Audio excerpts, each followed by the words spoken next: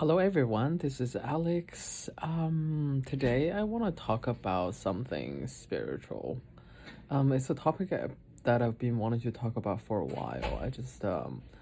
It's been like floating in my head for a long time. I just never really just to get it down. And I could have been more prepared for this, but like I think I have the all the basics in my head. So hopefully I'm not going to be interrupted. And I want to talk about the idea of chanting, the practice of chanting. You know, in a lot of the religious and spiritual practices, chanting could be a quite used a lot, whether if it's Om or if it's scripture chanting or if it's some sort of mantra chanting, especially in Buddhism, and then maybe even Islam, or like chanting a prayer and stuff like that. Coming from a Buddhist background, we've chanted a lot of different things, and some of them are scriptures, some of them are Sanskrit translated into Chinese, and there's many different varieties of chantings that we do. And for a while, I've stopped chanting because I didn't feel like it was doing anything. And until recently, I think when I started, learning about Sadhguru and then his practices and stuff like that, I slowly and slowly got into more chanting. And certain chants, when I hear them, there's a strong emotional reaction to them, especially in the beginning, and without even knowing why. And it was just like, oh my gosh, I feel like, so emotional without whatever reason, just tears coming out of my eyes.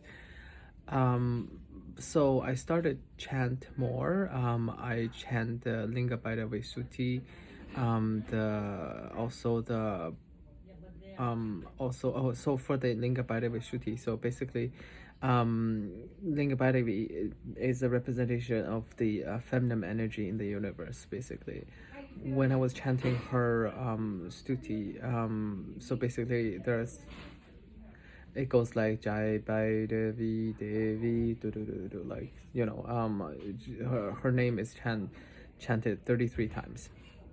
And then as I chant that mantra, I start realizing that there is some sort of like change in my body when I'm doing the chanting. Some sort of like vibration, and then some sort of like my body is just changing a little bit, and I was able to sense it. And then so I continue doing that chant because just feels very calm and very soothing, and it's very beautiful chant. So I knew that there was something going on when I was doing the chant, but I didn't know what it was. And then later on, I got into chanting Brahma Nanda Swarupa. That's a sort of from what I understand, a form of Shiva. And then with this chanting, Sadhguru's grace will be with you when you do that. Hello, any trays? We're leaving? Yeah. Okay. Sorry. Hospital people in and out, it's just hard to control. Anyway, so when I do this chanting, when I'm in fear, when I'm in doubt, when I'm suffering, when I'm going through hardship, I just do this chanting. Brahmananda Swarupa Isha Jagadisha Akhilananda Swarupa Isha Mahesha. So I just do this chanting for 5-10 minutes, and then all of a sudden, even the pain that I was feeling at the time could go away. I don't know how, I don't know why. I remember when I first had the operation and I was in so much pain because I have a strained neck, and then that gave me a severe headache, and then it goes all the way up to my crown, and then it also tightens my entire spinal muscles, and then it hurts in the operation area. It was just so painful, and I just do this chanting, and then I chant for 10 minutes. I was able to go to sleep quite soundly, and I just soothes the entire being. Um, so it was quite miraculous for me just to, a simple chant could do so much. Obviously, I've chanted many other different things. Aside from the most, I wouldn't want to say powerful because there are many different powerful chants that I haven't experienced, but the one that helps receive Sadhguru's grace, that was just insane for me. So I really love that. And then slowly, as I learn more and more about chanting, and then there's actually a important science behind it. This is so the science behind that is that um, everything in this universe are everything physical in this universe are still made with vibrations. No, scientific and physical validations could prove everything is made from vibrations, and even the atoms and the bridges and the buildings, they all have their own vibrations. So obviously sound is obviously another very obvious vibration.